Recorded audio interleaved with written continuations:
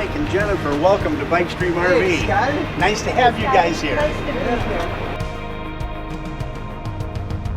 here. There's a confluence of about 3 macroeconomic trends right now that's going to help these things really take off into the future. The green movement, number 1, the tiny house movement, number 2, and then bicycling's been on the rise for the last 20 years in this country. There are so many places to ride today that you couldn't ride 2 decades ago. So I think that the timing is perfect for this, Mike. About 95% of the content by weight is made in the United States. The main ingredient, the colored pieces that you see here, that's called corrugated plastic. We started out with the human body, figured out how much room you needed to be comfortable so you could turn over while you're sleeping, and then designed the shape of that around a typical human body. And what do you put in it? You put a pad and a sleeping bag? And... Yeah, we've got a pretty comprehensive list of standard features, but the important things are a sleeping mat, water supply, dry sink, 4 cabinets to store your gear in. How much does it weigh? The entire weight for an RV is 70 pounds. The one that we're leaning on here is actually a cargo trailer, and that one only weighs 46 pounds. So that'd be great if you wanted to bicycle and throw some, like a tent inside it, and a grill and a cooler and all that.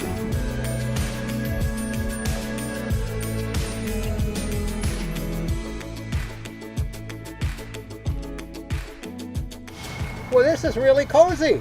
Shut the door? Yeah.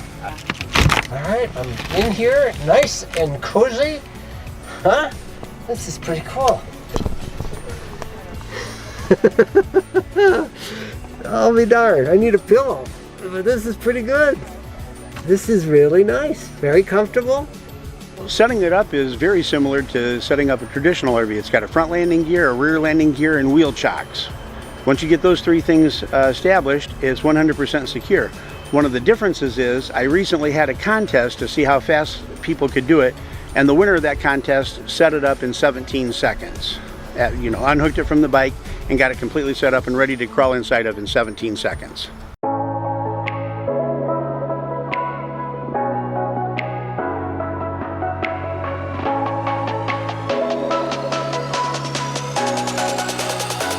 Notice how high it is off the ground there.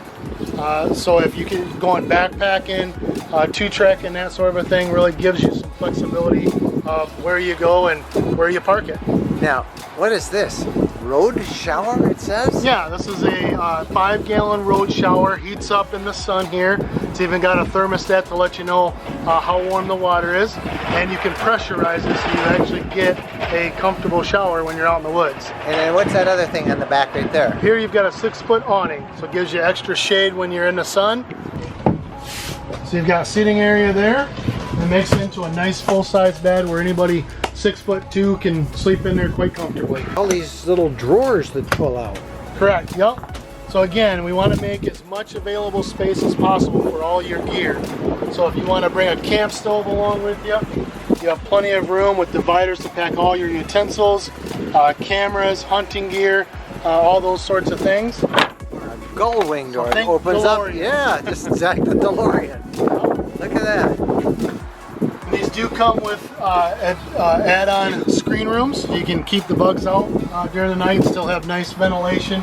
Comes with a battery, so you've got 12-volt LED lighting in the coach. Gives you availability to read and catch up on your social media while you're out camping. 900 pounds. That's correct. And look on the roof. Yep, You've got you can bike add racks. bike racks to it, or a canoe rack. Or a There's kayak. even a kayak is great. There's even an optional 2-man tent. What do you think of that? I think it's the ultimate tent. And I think about when we go camping up in the middle of the woods, we take our granddaughters, and you and Bo got the tent. You and Bo could have this. And the girls get the RV? Yeah, the girls get the RV. I think Bo and I could do real well in there. High-end luxury Class A motorhomes are not for the faint of heart. If you have to ask how much they cost, well, you know the saying, you probably can't afford it. While entry-level Class A start at just over $100,000 and the average for a new one is closer to the mid-200s, the top-of-the-line models are way, way more. This is a 45-foot motor coach, also built on the Prevost chassis, by Marathon Coach of Coburg, Oregon. It has 4 slides, inlaid tile flooring, and well, it is so luxurious that they ask you to take your shoes off before going inside for a tour. You've got a lot of room here in the salon. Lots of entertainment with 2 televisions. There's Samsung televisions throughout. Everything runs off the Crestron iPad right here. There's 3 of these on board. You got an electric fireplace. It goes down to a sleeper, can comfortably fit 2 little ones or 1 good-sized adult. Dinette's got motorized in and out. One of the cool things about this is it also pivots. So it's for ease of in and out. So you can be eating here, you can have it set up like a buffet, like this, or you can just get in and out a lot easier. In addition, you've got double storage back here. Everything is concealed on here, just like in a lot of people's homes. Dish drawer, right here. Fisher Paykel, dishwasher. You got the GE Advantium 120 convection microwave. Pocket doors throughout. Now, pocket doors, in my opinion, are the only way to go. It adds dimension to the coach. So this is not just a hallway, it's an actual room because you've got room to flow in between. You got your bath on this side and a walk-in closet on this side. Wow. So you can close it off. You got a pocket door at the end of the galley. You got a pocket door right here, entry or exit into the bedroom. Carpeted in here. This is a full king size bed. Lots of storage. You got a full closet there to go along with your walk-in. And then you got 2 shirt closets here and here. Bring it. And bottom line price? 2.4. 2.4. 2.4 million. I'll take 2. Let's go. All this goes to show that when it comes to luxury, the sky is the limit. So tell me what this is. Well, this is a Global Expedition Vehicles Patagonia model. How big is it? It's about 12 feet high and about 26 feet long and about 8 feet wide. What and where are you going to go with that thing? Well, what are you going to do and where are you going? Well, we're going to live full time in it and go wherever we want, I guess. Alaska, the Yukon, out west. And with those down tires, down any road we feel like going down. those tires will get you. 130 gallons of fresh water. And got 1,000 watts of solar on the roof. 720 amps of lithium batteries in the back. This is the freezer on the top and fridge on the bottom. It's a lot easier to load than the ones you've got. Got a big freezer compared to what you have in most of them. These are custom designed. The interior is whatever you want it to be. So we have a bench seat on one side, an office chair with a desk. The desk folds down on this side. Then to watch TV, this TV swings up and we sit on the bench. You can watch TV. And it's got a Webasto dual top heating and hot water. How long did it take you to build this? Took them about 5 months from when we signed the contract. We just picked it up 4 weeks ago. So. And look at the cockpit. We're going to live full time in it, selling our house, and we're going to be heading mostly to the western U.S., all of Canada, Alaska, northern Canada, Yukon. The Sprinter I always tended to drive because she was sightseeing and taking pictures while I was driving, but she wants to be able to drive this. So. It's not that hard to drive. It takes a little getting used to. Obviously it's bigger, but not huge, not like a 42-foot diesel.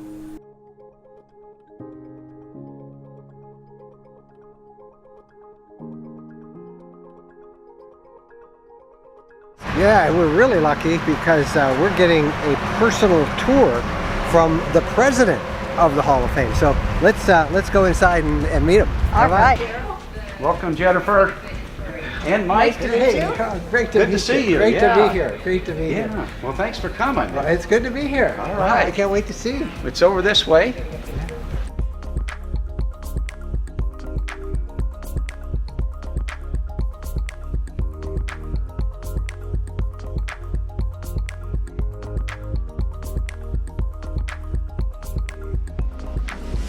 Just 3 years after the 1913, this Model T here, pickup truck, become the first motorhome, and it actually has what they called a telescoping apartment in those days, and it had a triple slide out on it. We're looking at all these new outdoor kitchens that we're seeing. Everybody's thinking they're so trendy. Look at this from 1916. We're really going back. And you know, if you wanted to take a hot shower in those days, you just hung your bag over the radiator here, filled it with water, probably out of a stream or whatever, hung it on the radiator with the engine running, and you'd have your hot water, and you could hang it up in the limb of a tree and take your shower under it. Contrary to what most people think about RVing, it started well over 100 years ago. This is a 1913 Model T Ford convertible, and it's pulling a 1913 travel trailer, Earl travel trailer, made in California on a production line. Thought to be the very first production RV in the United States. Henry Ford himself may have used this. It's very possible. And it's, I'll tell you, it's restored, it's authentic. You could put it in your living room. It's beautiful.